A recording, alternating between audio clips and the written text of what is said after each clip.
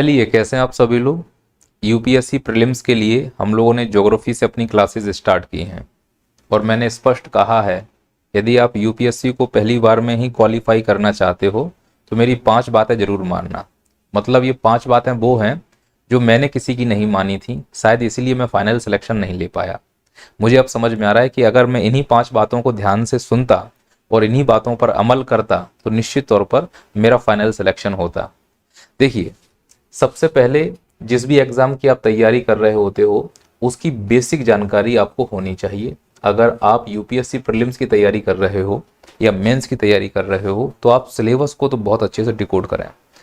Decode करने का मतलब है उनको रट डालें। मैं हर वीडियो में ये बात इसलिए बोल रहा हूँ जिससे आपको ये समझ में आए कि सिलेबस को समझना कितना ज़रूरी है इस एग्ज़ाम की तैयारी के लिए। जब आप सिलेबस समझोगे, सबसे पहले प्री का सिलेबस समझो, फिर मेंस का सिलेबस समझो, फिर इसमें एक काम करो कि देखो कॉमन टॉपिक कौन कौन से हैं, क्योंकि मैक्सिमम तो कॉमन टॉपिक ही मिल जाएंगे। तो सबसे पहले हम प्रिपेयर करेंगे उन कॉमन टॉपिक्स को जिसमें प्री और मेंस दोनों कवर हो रहे हैं। और ये सब कैसे समझ में आएगा? सिलेबस को देखकर। क्योंकि जब हम सिलेबस को देख रहे होते हैं, चीज़ों को समझ रहे होते हैं, तो सिलेबस से जब हम तैयारी करते हैं तो एक तो ट्रेडिशनल हमें पढ़ाई करनी होती है और दूसरा कंटेम्पररी। जो कंटेम्पररी इश्यूज हैं उनको लेकर, यानी समकालिक मुद्दों को लेकर कोरिलेट करना होता है। तो जब तुम न्यूज़पेपर पढ़ोगे और न्यूज़ में कोई खबर आ रही है तो तुमको कैसे मालूम कि ये तुम्हारे सिलेबस में है या नहीं, तुम्हारे काम का है या नहीं? तो सिलेबस पढ़ना इसलिए ज़रूरी है। फिर दूसरा जो पॉइंट है आपको करना है, जैसे ही सिलेबस बहुत अच्छे से कंप्लीट कर लिया उसके बाद प्रीवियस ईयर क्वेश्चंस को लगाओ। जैसे आपने देखा होगा स्टार्टिंग में, सबसे पहले मैंने यूपीएससी के प्रीलिम्स के सिलेबस को डिकोड किया।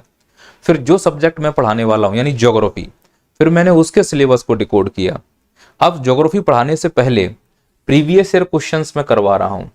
तो कल की क्लास में हमने 2022 के ज्योग्राफी वाले प्रीवियस ईयर क्वेश्चन देखे हैं और आज की क्लास में हम 2021 के ज्योग्राफी वाले प्रीवियस ईयर क्वेश्चन देखेंगे। इसी प्रकार से 2015 तक के हम प्रीवियस ईयर क्वेश्चन जरूर लगाएंगे। उससे हमें ये समझ में आएगा कि हमें क्या पढ़ना है और क्या छोड़ना है।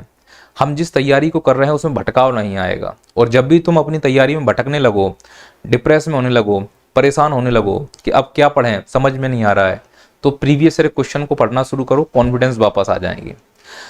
तीसरा, जब आप प्रीवियस ईयर क्वेश्चन अच्छे से कर लेते हैं, सिलेबस को अच्छे से डिकोड कर लेते हैं, अब जो टीचर आपको पढ़ाएगा तो उसके आप नोट्स बनाइए। अगर आप एनसीईआरटी पढ़ रहे हैं तो मैं कहता हूं कि आप एनसीईआरटी से नोट्स बनाओ, पर उसके लिए सिलेबस और प्रीवियस ईयर क्वेश्चन को पहले दिमाग में बैठा लो, तो एनसीईआरटी पढ़ने का मजा 1000 गुना बढ़ जाएगा और नोट्स बनाने की जो इफिशियंसी है वो भी 1000 गुना बढ़ जाएगी। जब बहुत अच्छे नोट्स बना लोगे, फिर चौथा काम क्या करेंगे फिर हम करेंगे रिवीजन। जितना आप रिवीजन करते हो उतना अच्छा आप यूपीएससी निकालने के लिए स्ट्रेंथ, अपनी पोटेंशियल को बढ़ा रहे होते हैं। और रिवीजन के बाद लास्ट काम करना है, जितने हो सके टेस्ट दीजिए। अगर प्रीलिम्स की तैयारी कर रहे हैं तो प्रीलिम्स के ओएमआर सीट पर टेस्ट दीजिए और मेंस की तैयारी कर रहे हैं तो आंसर राइटिंग कीजिए। यही एक सफलता का मंत्र है। यूपीएससी बड़ा एग्जाम है, क्वालिफाई करना मुश्किल है पर असंभव नहीं। ये बातें वो हैं जो मैंने किसी की नहीं मानी थी, जिसने मुझे समझाया था तब मैं भी हवा में था। जब उम्र निकल गई, अटेम्प्ट निकल गए, तब समझ में आया कि यार यही मेन था। अगर इसी पे ध्यान देते अच्छे से तो स्वाभाविक है कि यूपीएससी शायद आज मैं फाइनल सिलेक्शन लेके बैठा होता। क्या फ़र्क पड़ता है कितने प्री लिखे कितने मेंस लिखे। चलिए, पहला क्वेश्चन देखते हैं ज्योग्राफी के लिए 2021 में। इसमें केवल हम ज्योग्राफी के प्रीवियस ईयर क्वेश्चन ही डिस्कस कर रहे हैं क्योंकि क्लास ज्योग्राफी की होने वाली है, ठीक है। तो ये पेपर आया था 2021 में, तो देखते हैं कि पूरे 100 क्वेश्चन में ज्योग्राफी के कौन कौन से क्वेश्चन पूछे गए। पहला है, the vegetation of savannas consist of grassland with scattered small trees. मतलब सवाना वनस्पतियों में सिर्फ घास के मैदान दिखते हैं और यदा कदा कहीं वृक्ष दिखाई देते हैं। The forest development in such areas generally kept in check by one और मोर और कॉम्बिनेशन ऑफ सम कंडीशंस। ऐसा क्यों हो पाता है? इसके कारण जो दिए गए हैं, क्या इनमें से सभी हैं या कुछ कारण हैं? तो आपको इन कारणों में से बताना है कि क्यों सवाना में उतने घने पेड़ नहीं मिलते जितने कि अदर बायोम में मिल सकते हैं। और आपको ऑप्शन दिए गए हैं और बताना है कि इसमें से कितने ऑप्शन सही हैं या जिम्मेदार हैं सवाना में वनों के कम घिराव के लिए? देखते हैं। पहला, बोरोइंग एनिमल्स एंड टर्मिटीज। दूसरा, फायर। तीसरा, ग्रेजिंग हर्बीवोरस। चौथा, सीजनल रेनफॉल। पांचवा, सॉइल प्रॉपर्टीज। अब देखो यूपीएससी में जब इस प्रकार से क्वेश्चन आए, पहली बात तो कोई भी ऑप्शन इसमें गलत ही नहीं लगेगा, पर हमें अपने ऑप्शन के अकॉर्डिंग देखना होगा। तो पहले इन सब में से हम ये देखते हैं कि सबसे फेवरेबल कौन सा है। तो हम जब समझ पाते हैं कि किसी भी वेजिटेशन के ग्रो के लिए सीजनल रेनफॉल बहुत बड़ी भूमिका निभाता है। इवन सॉइल प्रॉपर्टीज दी गई है, फिर भी हमने सीजनल रेनफॉल को वरीयता दी, क्योंकि मुझे मालूम है कि बिना रेनफॉल के कोई भी वेजिटेशन नहीं हो पाएगा। रेनफॉल से ही वेजिटेशन के लीफ डिसाइड होते हैं, और लीफ से उसका साइज डिसाइड होता है, और साइज ही बताता है कि ये प्लांट है या ट्री है। इसीलिए मैंने इसको कंसीडर किया। अब ये देखो कि इनमें से जितने भी ऑप्शन है उसमें से ये तो कंफर्म है कि 4 नंबर का सही है। अब जिसमें 4 नंबर नहीं है वो हटा दो। तो पहले वाले में 4 नंबर नहीं है, हटा दो। दूसरे वाले में है तो रख लो थोड़ी देर के लिए। तीसरे वाले में भी है, रख लो थोड़ी देर के लिए। चौथे वाले में नहीं है, हटा दो। इसका मतलब है 4 में से 2 ऑप्शन तो मर गए। अब 2 ऑप्शन बचे हैं। अब आती है समस्या। अब हम देखते हैं कि दूसरा वाला भी कौन सा है जो प्रमुख रूप से इसके लिए जिम्मेदार है। तब समझ में आया कि चूंकि सवाना भले ही वहां पे रेनफॉल सीजनल रेनफॉल हो, लेकिन बाकी समय में आग भी लगती रहती है, और उन आग लगने की वजह से भी फॉरेस्ट डेवलप अच्छे से नहीं हो पाते। फॉरेस्ट डेवलप अच्छे से नहीं हो पाते। तो अब समझ में आया इसमें क्या, कि 2 नंबर का भी पॉइंट हमें सही दिखाई दे रहा है। अब अगर 2 नंबर का पॉइंट है और 4 भी सही है, तो इसमें भी 4 है, इसमें भी 4 है, पर इसमें 2 है, इसमें 2 नहीं है। तो इस हिसाब से इसका सही आंसर हो जाएगा 2, 3, 4। यानी कि पहला इसके लिए जिम्मेदार नहीं है, तीसरा इसके लिए जिम्मेदार नहीं है ना, केवल सॉरी, पांचवा इसके लिए जिम्मेदार नहीं है, केवल 2, 3 और 4 इस ऑप्शन के अकॉर्डिंग ये होना चाहिए। तो मेरे हिसाब से इसका सही आंसर होना चाहिए सी। क्लियर है? आगे चलते हैं। अगला क्वेश्चन है, with reference to the water on the planet earth consider the following statement. हमसे ये कहना चाह रहा है कि जो भूजल है उसके संबंध में कुछ कथन दिए जा रहे हैं, आपको बताना है इनमें से कौन कौन से कथन सही है। क्या दोनों कथन सही है या केवल एक कथन सही है? वो कह रहा था, amount of water in the river and lakes is more than the amount of ground water. देखिए इसमें कैसे हो सकता है, सबसे ज्यादा जो वाटर है वो ओशियन में है, देन ग्लेशियर में है, देन ग्राउंड वाटर है, देन लेक्स है, देन रिवर है। अब वो कह रहा है कि जो रिवर और लेक्स हैं, यानी कि वो ये कह रहा है कि रिवर में जो वाटर है is greater than ground water. अब रिवर यहाँ है, लेक्स इसके बाद है, फिर है ग्राउंड वाटर। तो इसलिए पहला वाला स्टेटमेंट तो मुझे गलत लग रहा है। फिर दूसरा स्टेटमेंट है, the amount of water in polar ice caps glacier is more than the amount of ground water. सही बात है, ग्राउंड वाटर से ज्यादा किस में है, ग्लेशियर में, उससे ज्यादा कहाँ है, ओशियन में। तो वो यही तो कहना चाह रहा है कि जो ग्लेशियर है is greater than ground water. तो ये वाला स्टेटमेंट मुझे सही लग रहा है। इस हिसाब से ओनली 2 स्टेटमेंट मुझे सही लग रहा है, ओनली 2 स्टेटमेंट सही बात है। अगला है, consider the following statement. Moringa, drum stick बोलते हैं, सहजना का पेड़ बोलते हैं, है ना। मोदी जी ने कहा है हम इसके पराठे बना के खाया करते थे, बड़ा ही स्वादिष्ट और पौष्टिक माना जाता है मोरिंगा, है ना। उसका एक प्रकार से बड़ी सी सेम होती है वो मोरिंगा, सहजन की बीज होते हैं। Is a leguminous evergreen tree. वो ये कह रहा है कि जो मोरिंगा है वो एक सदाहरित वृक्ष है, ठीक है। दूसरा कह रहे हैं, tamarind tree is endemic to South Asia. इमली का पेड़ जो है वो साउथ एशिया में प्राप्त होता है। तीसरा कह रहे हैं, in India most of the tamarind is collected as minor forest produce. इमली को लघु उत्पाद के रूप में कलेक्ट किया जाता है भारत में। अगला है, India export tamarind as seeds of moringa. Bharat export करता है इमली और सहजना के वृक्षों के बीजों को। और पांचवा है, seeds of moringa and tamarind can be used in the production of biofuels. अब पूछ रहे हैं कि इनमें से बताना है कि कितने सही हैं। यानी पांचों सही हैं, 3 सही हैं, 2 सही हैं, देखना है। देखिए आप ऐसे समझिए, वो ये कह रहा है कि जो मोरिंगा है वो एक एवरग्रीन है, जबकि हकीकत यह है कि मोरिंगा एक डेसिडुअस है, यानी पतझड़ वाला वृक्ष है। तो पहला वाला सेंटेंस तो गलत हो गया। पहला वाला जहां जहां गलत हटा दो, इसमें पहला है गलत है, इसमें भी पहला है गलत है, इसमें भी पहला है गलत है, तो बचा क्या? तो इसका आंसर है 3 4 5। तो 3 4 5 का मतलब केवल ये वाला हिस्सा, यानी पहले दूसरे दो गलत हैं। तो ये सही है, ये सही है, ये सही है। तो अब ऊपर आ जाओ, तो इसका तो आंसर मिल गया कि यह एक डेसिडुअस पर्णपाती वृक्ष है। तो होता कहाँ है? साउथ एशिया में, नहीं साउथ अफ्रीका से संबंधित है ये, ना कि एशिया से संबंधित है। क्लियर है ये बात? चलिए, अच्छा ये कहानी सुनते हैं कि इमली का पेड़ नहीं लगाते हैं, और जो इमली का पेड़ लगाते हैं वो बूढ़े बुजुर्ग ही लगाते हैं। ऐसा क्यों? कमेंट करके बताइए। जिसमें से एक मिथ्या ये है कि जो इमली का पेड़ लगाता है वो इमली के फल नहीं खा पाते। इसके पीछे का क्या तर्क है? अगर जिसको भी गांव का है, मुझे सुन रहा है, या जो बच्चा समझदार है, समझदार तो सभी हो, आप यूपीएससी कर रहे हैं, तो मुझे कमेंट करके बताइए। अगला क्वेश्चन है, the black cotton soil of India has been formed due to the weathering of. Black cotton soil का मतलब समझ रहे हो ना? ब्लैक सॉइल की ही बात कर रहे हैं, ब्लैक सॉइल की बात कर रहे हैं, और पूछ रहे हैं कि जो ब्लैक सॉइल है उसका फॉर्मेशन कैसे हुआ, वो बनी कैसे है आखिरकार। अब सब लोगों को आपको मालूम ही है कि इंडिया में यहाँ पर डेक्कन ट्रैप हुआ करता था, वहां पे एक क्रेटासियस टाइम में वॉल्केनिक इरप्शन हुआ, फिशर वॉल्केनिक इरप्शन, मतलब दरारी ज्वालामुखी उद्वेलन हुआ, फिशर। और उसकी वजह से बेसाल्टिक जो लावा और मैग्मा है वो इरप्स हुआ, और उसी के इरोजन की वजह से यहाँ पर ब्लैक सॉइल बना। तो पूछ रहे हैं कि ब्राउन फॉरेस्ट सॉइल नहीं, ग्रेनाइट एंड सिस्ट नहीं, सेल एंड लाइमस्टोन नहीं। तो इसका सही आंसर है फिशर वॉल्केनिक रॉक की वजह से ही आज ब्लैक कॉटन सॉइल का फॉर्मेशन हुआ है। और यह महाराष्ट्र, मध्य प्रदेश, राजस्थान के हाड़ौती प्लेटू, कुछ भाग गुजरात में भी, यानी सौराष्ट्र में भी मिलता है। तो इसका सही आंसर बी हो जाएगा। अगला, how is permaculture farming different from conventional chemical farming?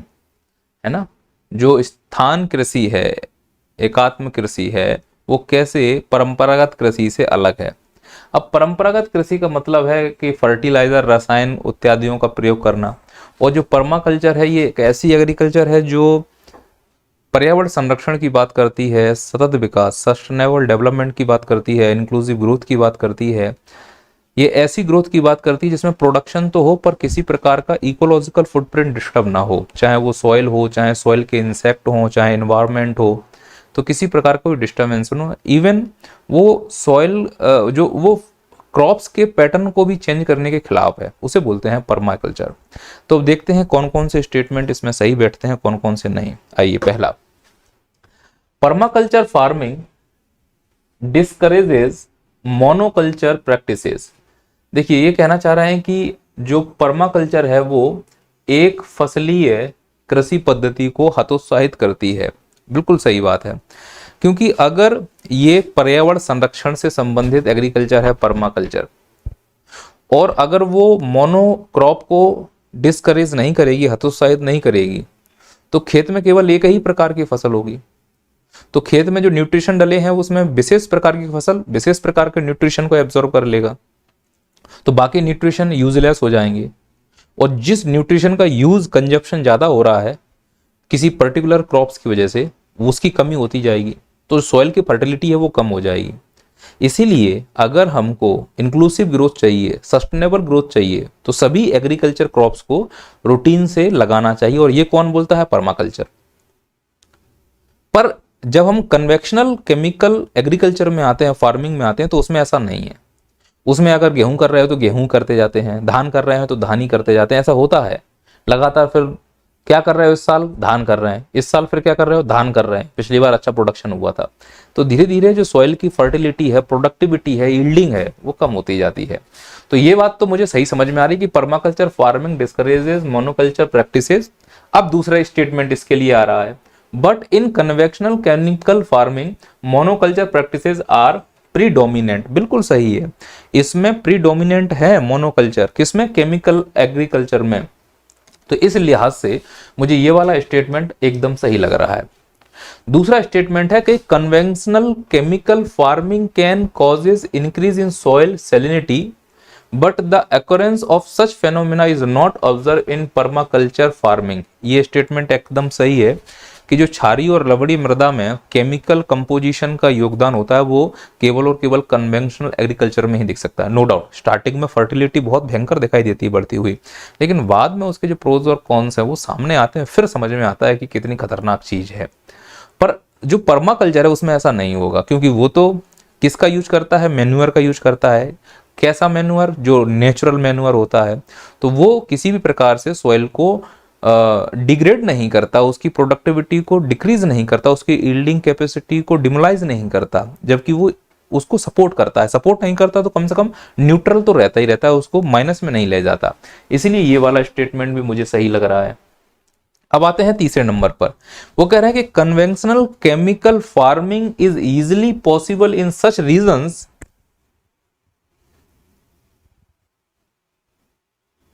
Sentence आधा है इसमें,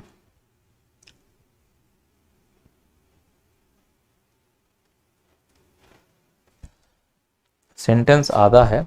मैं इसको अब नेट पे जाके देखता हूं, अब मैं इसको नेट पे जाके देखूंगा।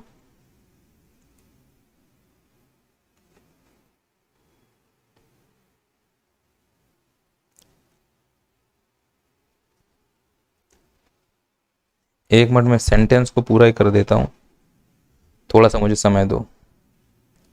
टाइपिंग वाले भैया से गलत हुआ है, मुझे भी नहीं मालूम स्टेटमेंट क्या है।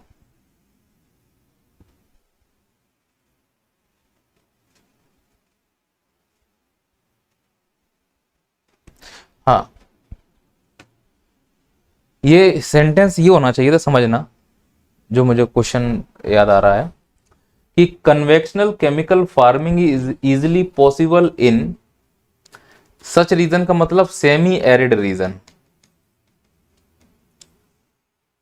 मतलब वो ये कहना चाह रहा है कि conventional chemical farming semi arid region में बड़ी आसानी से की जा सकती है, पर ऐसा पर्माकल्चर में नहीं हो सकता, जबकि उल्टा है। सेमी एरिड रीजन में अगर केमिकल वाली फार्मिंग की जा सकती तो फिर जो ग्रीन रेवोल्यूशन है वो राजस्थान में भयंकर होती। ग्रीन रेवोल्यूशन वहीं पर अच्छे से हुई जहां पे कंट्रोल इरिगेशन की व्यवस्था थी। तो जहां एरिड रीजन है, सेमी एरिड रीजन है, ड्रॉटी रीजन है, वहां तो ग्रीन रेवोल्यूशन हो ही नहीं सकता। और ग्रीन रेवोल्यूशन का सीधा सा मतलब केमिकल फर्टिलाइजर ETC, और केमिकल फर्टिलाइजर का मतलब कन्वेक्शनल केमिकल फार्मिंग। तो इसलिए ये स्टेटमेंट गलत है। पर अब सेंटेंस पूरा नहीं तो समझना, आगे लिखा होगा। वो ये कह रहे हैं कि स्टेटमेंट ऐसा था कि सेमी एरिड रीजन में ये आसानी से हो सकती है, जबकि पर्माकल्चर नहीं हो सकता, जबकि उल्टा था। पर्माकल्चर हो सकता है, ये नहीं हो सकता। इस लिहाज से ये तीसरा गलत होना चाहिए था। ये इसलिए बोल रहा हूं तीसरा गलत, क्योंकि चौथा सही है कि practice of mulching is very important in permaculture farming. Mulching का मतलब जो ग्रीन ग्रास होती है उनको लाई कर देना on the surface of farm to reduce the evaporation of water और मॉइस्चर, तो उसे हम बोलते हैं क्या, मल्चिंग। तो मल्चिंग इसके लिए नेसेसरी है, पर इसके लिए नेसेसरी नहीं है। ये पॉइंट सही है। तो इसका मतलब केवल तीसरा गलत है। तो तीसरा गलत है तो 1 2 4 होना चाहिए। तो इसका सही आंसर बी हो जाएगा, है ना। अब इसमें आधा क्वेश्चन वो भाई साहब ने लिखा है, टाइपराइटर वाले भैया हैं, माफ कर दो उनको। अगला है कि with reference to palm oil, ताड़ का तेल, कंसीडर द फॉलोइंग स्टेटमेंट। पहला है the palm oil tree is native to South East Asia. दूसरा है the palm oil is a raw material for some industrial producing lipstick and perfumes. और तीसरा the palm oil can be use to produce biodiesel. अब ये कहना चाह रहा है कि इसमें से बताओ कौन कौन सा सेंटेंस है वो सही है, क्या तीनों सही है कि कोई एक सही है। पहला ही सेंटेंस देखो, the palm oil tree is native to South East Asia, मतलब साउथ ईस्ट एशिया का यह वृक्ष माना जाता है, इसका जन्म वहां माना जाता है। अरे पाम ऑयल रिवर किसको कहते हैं?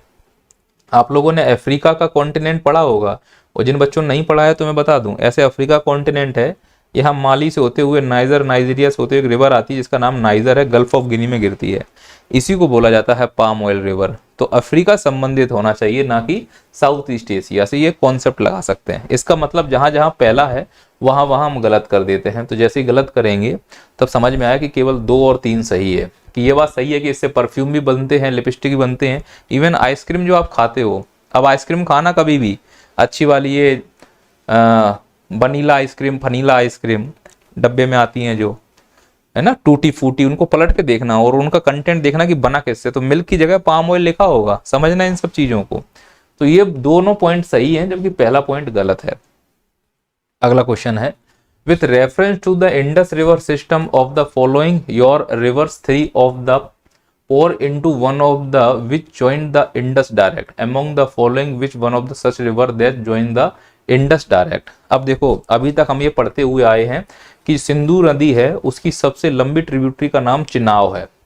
किसी भी किताब को उठाकर देख लो, इवन खुल्लर या माजिद हुसैन। पर यूपीएससी ने जब ये प्रश्न पूछा तो फेफड़े बाहर आ गए सबके। यूपीएससी के according the right answer is Sutlej. Sutlej is the longest tributary of Indus, not Chenab. यही, इसलिए इसका सही आंसर डी माना जाएगा। इसका सही आंसर क्या माना जाएगा? डी माना जाएगा। ये यूपीएससी ने मान लिया है। अब चुनाव तो ये जिसने भी आंसर बताया है उसके हिसाब से लगाया, लेकिन यूपीएससी के अकॉर्डिंग उसका answer D. With reference to India, Didwana, Kuchaman, Sargol and Khatu are the names of. देखो डीडवाना क्या है तुम बता दो मुझे। डीडवाना एक सैलाइन लेक्स है राजस्थान में, तो बाकी सब क्या हो जाएंगी? सैलाइन लेक्स भी हो जाएंगी। खाटू जी का तो मंदिर भी है राजस्थान में, आप लोगों ने सुना होगा। अगला है consider the following rivers. Option है ब्राह्मणी, नागावली, स्वर्णरेखा और बमशदरा। इनमें से बताना है कि राइज ऑफ द ईस्टर्न घाट। अब आप लोगों ने पढ़ा है कि वेस्टर्न घाट होता है और ईस्टर्न घाट होता है, तो पूछ रहा है कि इनमें से कौन कौन सी रिवर्स हैं जो ईस्टर्न घाट से ओरिजिनेट होती हैं। अब इसमें लिखा है ब्राह्मणी। अब ब्राह्मणी तो कोयल और शंख नदियों का कॉम्बिनेशन है, कॉन्फ्लुएंस ऑफ कोयल एंड शंख विच originates near the Jharkhand area. तो इसका मतलब ब्राह्मणी तो ईस्टर्न घाट से ओरिजिनेट नहीं होती। नागावली होती है, स्वर्णरेखा नहीं होती है, बमसाधरा होती है। तो इस हिसाब से नागावली और बमसाधरा क्यों चर्चा में है? Because of linking of rivers की वजह से इनका भी लिंकिंग होगा to with the help of canal. अगला है among the following which one of the least water efficient. देखो घबराना नहीं, मतलब कह रहा है लीस्ट वाटर, न्यून जल दक्षता बताइए जो ज्यादा पानी मांगता हो। इसका मतलब ये है कौन सी ऐसी क्रॉप है जो ज्यादा पानी मांगती है? सुगर कैन यानी गन्ना, सनफ्लावर, पर्ल मिलेट और रेड ग्राम। सही आंसर है सुगर कैन। सही आंसर क्या हो जाएगा? Sugar cane. अगला है question, consider the following statement. लिखा है in tropical zone the western section of the ocean are warmer than the eastern section of owing to the influence of trade winds। Point है, सही बात है। in the temperate zone westerlies make the eastern section of ocean warmer than the western। ये भी सही लग रहा है मुझे, तो ऑप्शन में दोनों मुझे सही लग रहे हैं, तो सही बात है। Both 1 and 2 both answer is correct. तो ये हमारे 2021 के प्रीवियस ईयर क्वेश्चन ज्योग्राफी के थे। अब मिलते हैं अब 2020 के प्रीवियस ईयर क्वेश्चन के साथ। जय हिंद।